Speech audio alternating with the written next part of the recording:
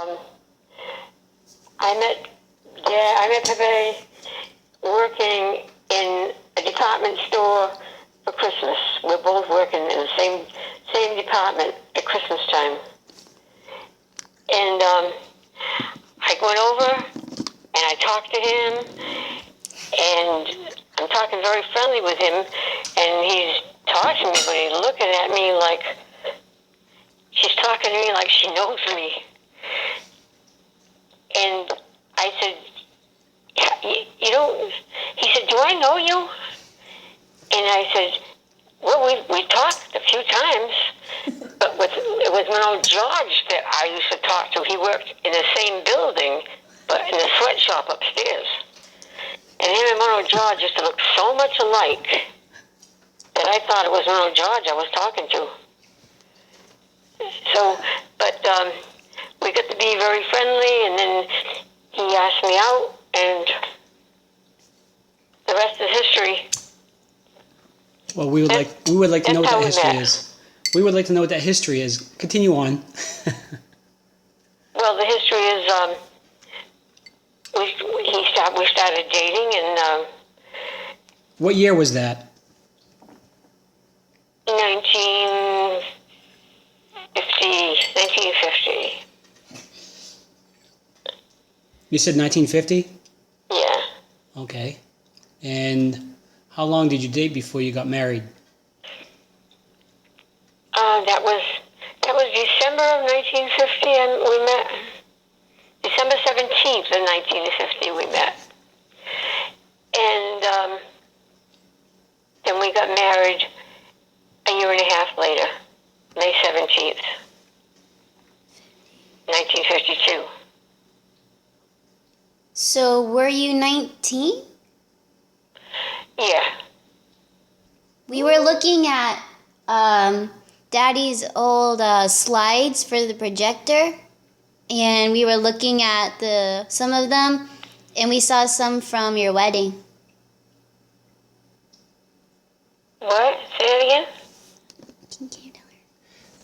Your wedding, we have some of the slides, the projector slides. Not of my wedding. You got pictures of my wedding?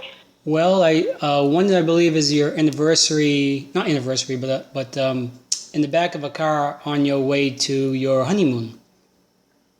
Oh, all right, yeah. That's right after the wedding, when we got into the car to go away. Yes. You went to France, right, for your honeymoon? No, France. Are you kidding me? Where did you go? We didn't even have any money for stuff like that. What year did you go to France? We went to France when, Stephen's going to be 39 years old. That was 37 years ago. It was on Stephen turned 2 years old when we were gone. Oh. Okay. So where did you go? We didn't go to France until Dad got retroactive pay. And when he got retroactive pay, he said to me, we're going to, he said, guess what? I said, what? We got the retroactive pay. I said, great. He said, we're going to go see the kids. I said, what kids? He said, Jean and Al. I said, what do you mean Jean and Al? They live in Germany. And he said, well, we're going there. I said, oh no, I don't want to fly. I'm not flying. And he said, well, you can walk then, but I'm leaving. I'm going. So I went, and I loved the flight. But, so when we got to Germany, Gene and Al, of course, he was in the service, and he rented a van, and he had Eric and Christy. They were little, and their friends took Eric and Christy. We bought peanut butter, marshmallow, and all kinds of stuff, bread, and put it in the van, and then we took off. It was we went to, I don't know which country we went to first, but we did go. We were in Germany. We went to France. We went through Austria. We went through Italy. Went through Switzerland, Swiss Alps, and Austria, Switzerland, France. Yeah, and we were in Germany. Did you see the Eiffel Tower? Yeah, we went up in the Eiffel Tower. Ooh. We went up in the the Eiffel Tower, and we went to Mass at Notre Dame Church, which is old church in France. And the priest that was there, I think he was there when the church was built. This old priest, all bent over, little old priest, and the candles that were there were kind of bent over. I said, everything must have been here right from the beginning. Maybe he's the one that built the place. Maybe. I don't know. But then we went to Napoleon's tomb. Oh. And the Eiffel Tower, Napoleon's tomb. Where else did we go? We didn't stay in any country too long. And France, people in France, not friendly at all. Uh-oh. They're not friendly people. The Italian people are too friendly.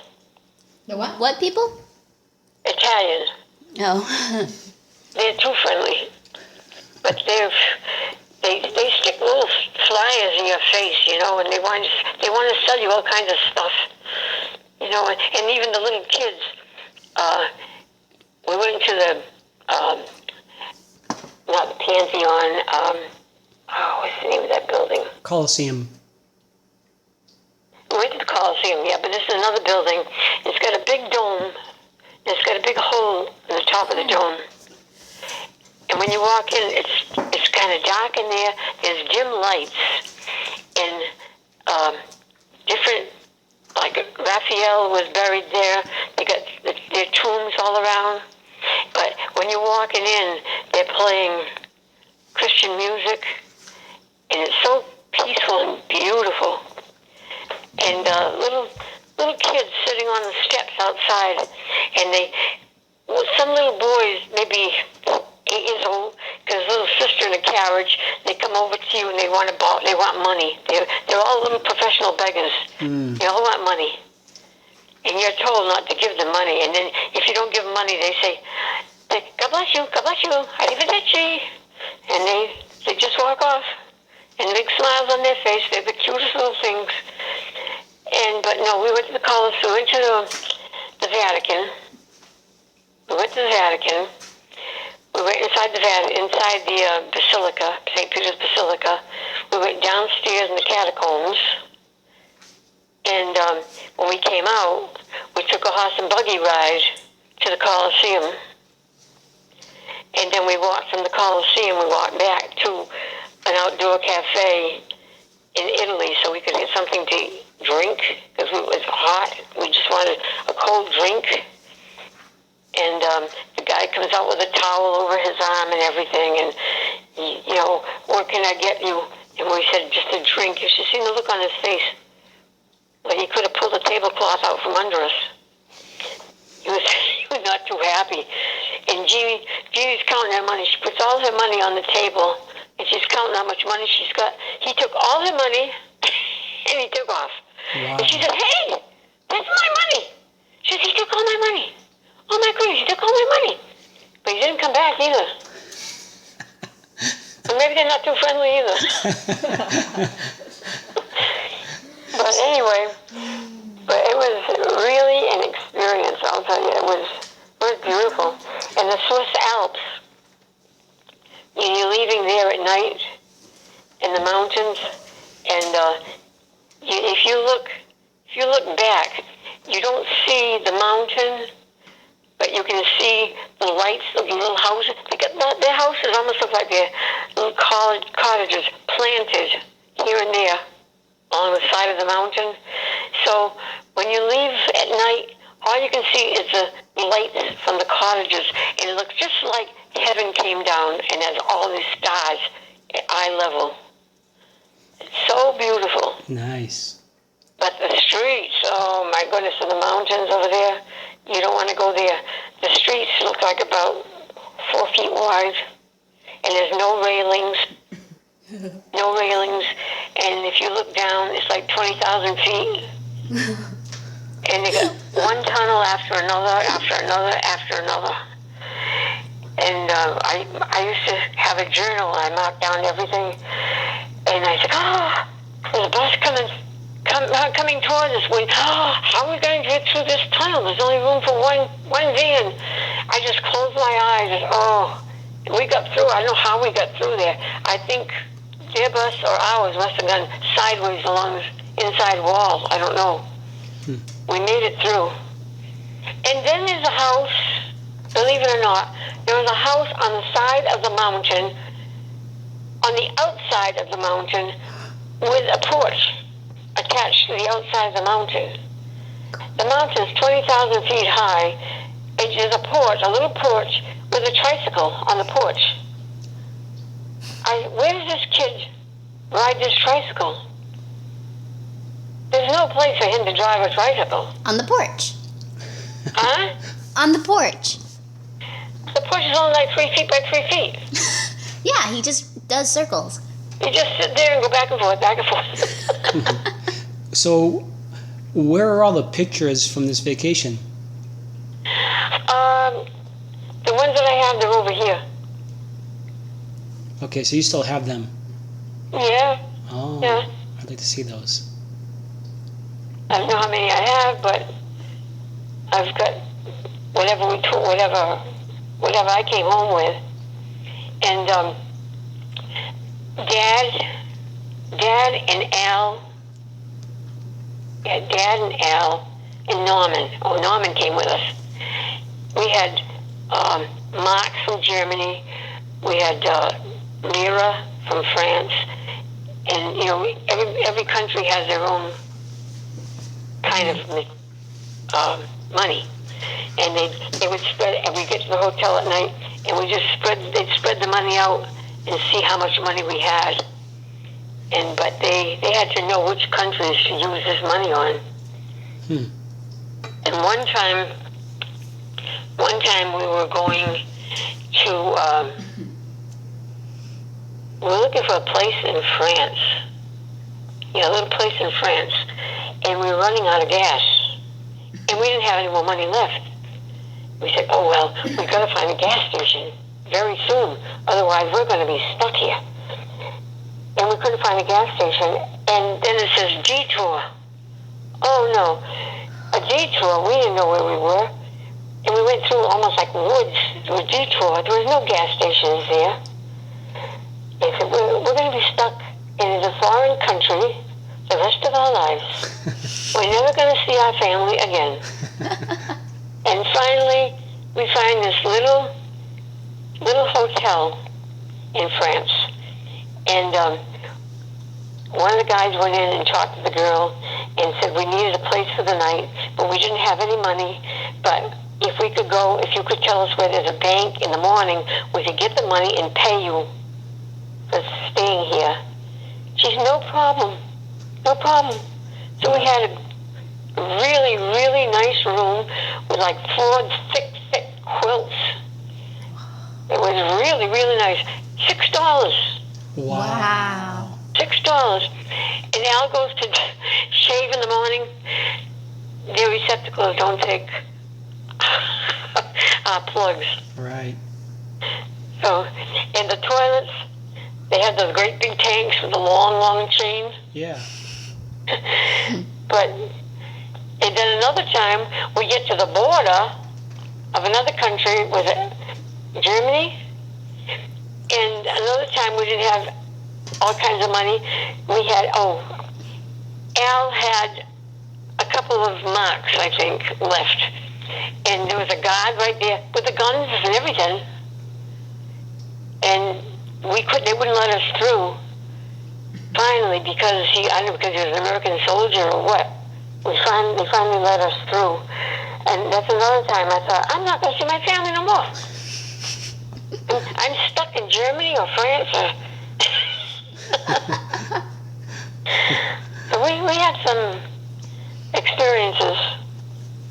How long did you stay there in Europe? Oh, a little over 2 weeks. Oh, you did a lot in 2 weeks. Yeah. Yeah. But like I said, we didn't stay in any country too long. Okay, But well, it's beautiful. It's a beautiful country. coming back to America, when you had started seeing Dad and dating, how long before you met his parents did he bring you home to introduce? Oh yeah. Not only no, like he didn't have to, because I worked in a sweatshop, and his mother and father both worked in the same sweatshop, so I knew them before I knew him. Oh. How convenient. Yeah, they worked on the same floor as Ronald George on the 4th floor. I worked on the 3rd floor. But my Meme Dupree, she worked on the same floor as me. Well, the whole family worked in the same building. Yeah. Was that a textile shop? No, we used to make men's pants and jackets and stuff like that. Okay. And I used to stitch. And that was New Bedford? And Dad got a job there, and they were so impressed with him, they had him cutting furs, and they sent him to New York to learn how to cut fur. Ooh, nice.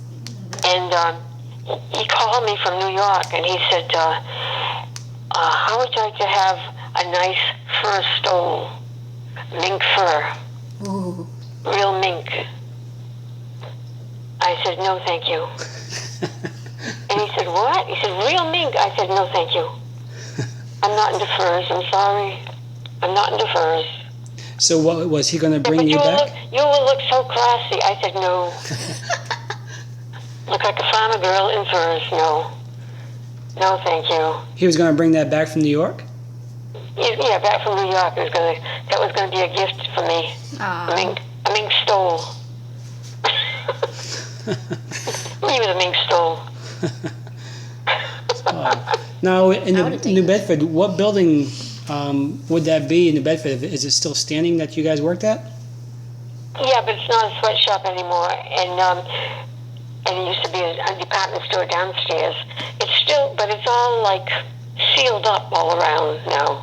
But it's on, if you can remember New Bedford at all, you know where Friendly Fruits was in New Bedford?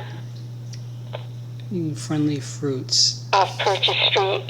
You know the railroad track? There's a railroad track, Dean Street and all that. He has a weird expression on his face. I'm trying to remember the streets. Is that is that at the north end or the south end? It's mostly in the north end. It's in the north end. Okay. Is it coming to you? Is that by the river? No. You know where Nauset Street is? Where Nauset Street was? No, I'm still trying to remember the places. I know by landmarks. Denalt's Bakery? No, I'm still drawing a blank. We can. What street is it on? It's on Dean's and Bullard. Dean and Bullard. You know what St. Anthony's Church was? Yes. All right. Just If you're standing right in front of St. Anthony's Church and you take the street up towards the back of the church, straight up there, you're going to run right into the parking lot of that building. Okay. Now he gets So it. 3 blocks up and back of St. Anthony's. Okay. All right. I think he has it now. Now, how long's, again, going back to your dating Dad, how long before he met your family? Someone trying to get me, let me get rid of them so I don't have to, let me get rid of them. This is a commercial break. Ma's answering the phone. Someone is calling her. Uh-huh. So she's clicked over to that to see who it is. Yep. And then she'll be back.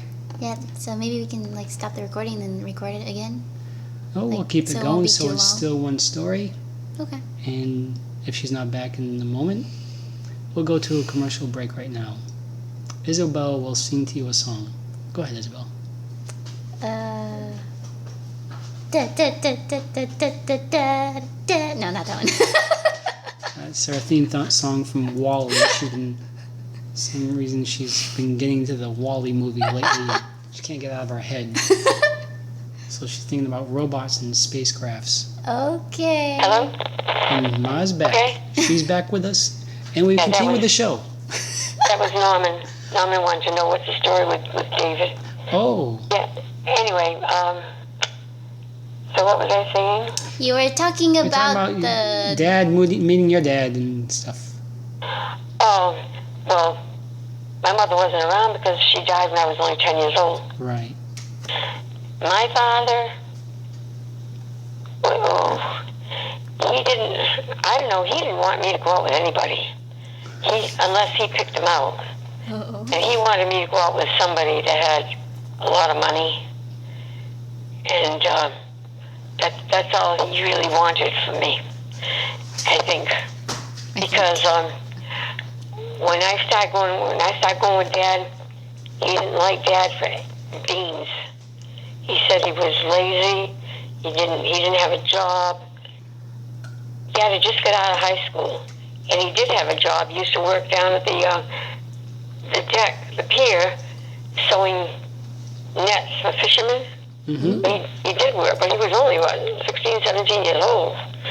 And Dad, my father didn't like him at all. He didn't want me to go out with him at all. And he said, by this time now, I was deeply in love with Dad. We planning to get married. And my father said, there's a guy at work. He said, I want you to meet him. And he said he just inherited a few $1,000s. He's got a brand new convertible. And he said, I told him about you. He said he's going to be calling you. And the guy shows up in my yard, big red convertible, real handsome guy.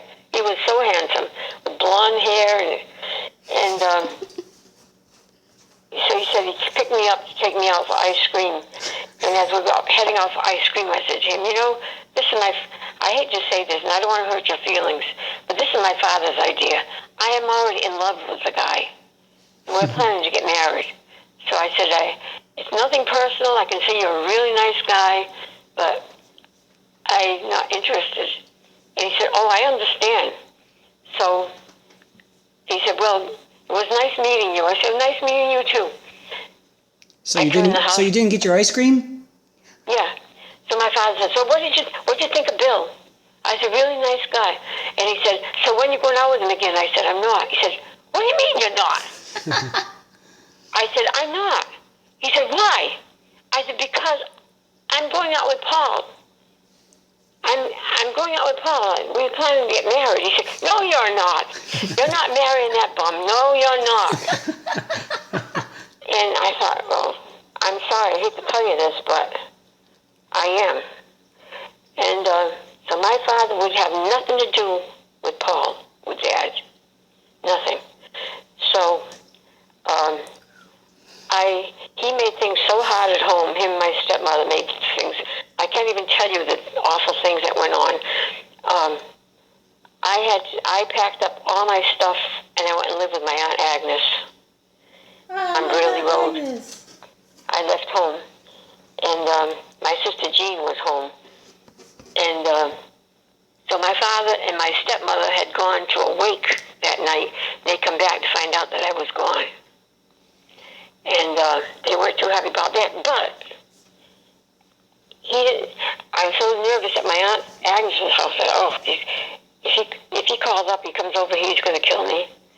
And finally, he calls up and he said, I want one thing from you right now. I said, what's that? He said, the house key. I said, fine. So he came, he got the house key, and he went home. And then I'm working at the sweatshop, and I get a telephone call saying that my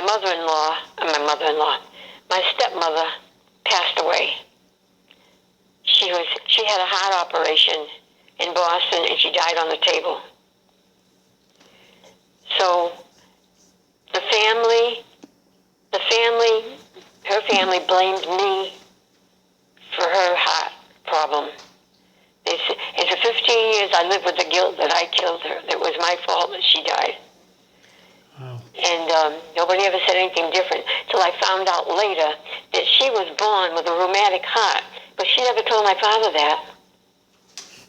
And she always had a bad heart. And so, but anyway, when, wait a minute, before she went in the hospital, before she went in the hospital, she had gotten sick. And my father had called me and my Aunt Agnes, and he said, Reed, he said, Jane is very sick. He said, do you know where the thermometer is? He said, she's burning with fever. He said, I can't find the thermometer. And so I'm telling him where it is, and he can't find it. He said, can you please come over? So I said to Dad, do you mind if we go over to my father's house and see if I can do anything? So he came over. Dad came over with me. My father never said a word to him. Dad just sat down, minded his own business, and I kind of took care of Jane and called the doctor and everything. The doctor came, and then he said, oh, she'll be okay. And next thing you know, she's dead. And they blame me. So they said, if you hadn't left home the way you did, you gave her that heart attack and blah, blah, blah, you know. And so my father did not speak to me for I don't know how long. Dad and I got married without my father giving me away. My Uncle Butch gave me away. My father didn't come to my wedding. My sister was my maid of honor. He told my sister, you can be her maid of honor, but don't talk to her. And no dancing at the wedding. Just ignore her. So my sister said, baloney. She said, you know what Papa said to me? We used to call him Papa. You know what Papa said to me? Not to talk to you. You think I'm not going to talk to you? I love you. You're my sister. She says, he can do what he wants, but you're my sister. So I had a nice wedding. And, but he didn't come. And then when Kathy was born, we didn't have much money. And one day there was the doorbell downstairs, and the mailman or whatever. And I opened the door and I looked downstairs. I lived on the second floor in an apartment. I looked downstairs and there's something in the hallway. And the mailman's going out the door. He said, there's something here for you. So I go downstairs. It was a carriage, a baby carriage. And it says, with all my love, Santa Claus. It was from my father. He never did acknowledge that he gave me that carriage. But he hadn't spoken to me. So when Kathy was just starting to walk, I said to Dad, do you mind if I call my father? I said, this is ridiculous. Can I call my father and see if we can go over there and so he can get to meet Kathy? It's stupid that he's not even going to get to know his own granddaughter. So I said, I don't know what he would say. And Dad said, go ahead, give him a call. So he called my father, and my father says, I didn't know what he was going to say when Dad called. He called up and he said, why don't the three of you come over for Sunday dinner? So he made us a nice Sunday dinner. And he just shook Dad's hand, gave him a hug, and, you know, and from then on, they were like best of friends. You there? Nothing was ever said, huh? No, nothing was ever brought up. But he said to Dad, you ever go bear hunting? Dad said, no. He said, would you like to go? He said, I'd love to. And he said, okay. He said, I'll pick you up. I'll pick you up Sunday, or right after noontime, right after lunch or something. You know, gonna go up to Maine, spend the weekend. I said, okay. Dad was so excited. Then my father. That sounds like a trap to me. Huh? Sounds like a trap to me. Well, Dad comes to pick him up, and Dad said to him, I'm sorry, he's like, I can't go. He said, what do you mean you can't go? He said, I didn't go to church this morning. I didn't get a chance to go to church, so if I can't go to church, I'm not going bear hunting. Dad's words were, I'll be going to hell. I'll be going to hell. You mean to tell me you're not going bear hunting because you didn't go to church? My father was not a churchgoer. And Dad said, no, I can't. And my father never got over that. So he never did go bear hunting with him. But he did start going other hunting with him, and he goes go fishing with him, and they spent a lot of time together. So they got to be really good friends. Isn't that funny, huh? That's a very strange work out. relationship. Yeah. Wow. But that's my story. That's quite a story. It's the longest story so far. Yeah. Whew. Well, Thank you. thank you for sharing all that. I was going to call that recorded. Now, don't you feel better? Okay. But but like I said, we didn't have any money. And my Aunt Agnes and my Uncle Butch made us a shower. And all we had from the shower was $450. That's all we had for our name, for our wedding. To get married and everything. The honeymoon, $450. And, Wait. You still hadn't told us where you went for your honeymoon. well, the first night, we didn't know where the heck we were going. We'd never been anywhere. We were just kids. We thought we'll drive until it got dark and we'd have to stop someplace. So that's your plans? Just drive after being married? Yeah, just until we found a place for the night. So where were you heading? Just We went as far as Springfield, Mass. So we slept with the Simpsons. Yeah. Well, it's still not known which Springfield they're in. Missouri, Massachusetts. There's a No, number. they were in Massachusetts. Oh. So anyway, we slept there, and then Dad says, "So where do we go from here?" I said, "I don't know. You always wanted to go to Washington, like I think Washington D.C. I said maybe we could. I said I don't know how far that is, but maybe we could take a ride there." So Dad gets in the car and he's driving. I said, "Where are you going?" And he said, "Washington." I said, "Isn't this the way to Washington State?" He said, "Is it? Let me see the map." Wow. From Washington State. So growing up, they never taught you any geography? No, we just went. Young and stupid. We were just on our own. For the first time, we were on our own. Well, I guess your Quite your an anniversary. experience. Yeah. So anyway, we decided we're not going there either. So So drive back. Dad said, I know where to go. Let's go visit Aunt Loretta in Brooklyn, New York. We'll go to Niagara Falls and we'll go visit Aunt Loretta in New York. I said, okay, that sounds really good. Okay, so we went to Niagara Falls, went to Brooklyn, New York. Oh, you actually made it there? Yeah, That's great. yeah, and we go visit his Aunt Loretta. It's like she lives in one of those brownstones in New York. That you see on TV all the time. She lives in one of those. Well, if you know his Aunt Loretta, she was a flashy redhead.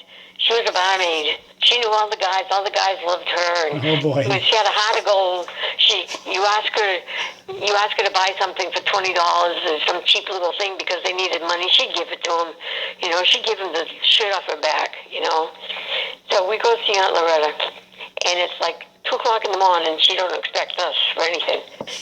And her and Uncle Harry, he was a Jew. So we get upstairs, and she said, "Oh, she's so surprised to see us and so happy to see us." And so we're talking, and finally she said, "You can sleep over here for the night. This is a good place. We have a nice bed set up and everything." So we're getting ready for bed. She said, "What are you doing?" We said, "We're getting ready for bed." She said, "This is New York. You don't get ready for bed at 3:00 in the morning."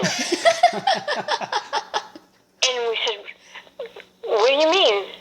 You go nightclubbing at night in New York. We're going nightclub. We're going to Tropicana, and we're going to go see some celebrities and see some shows.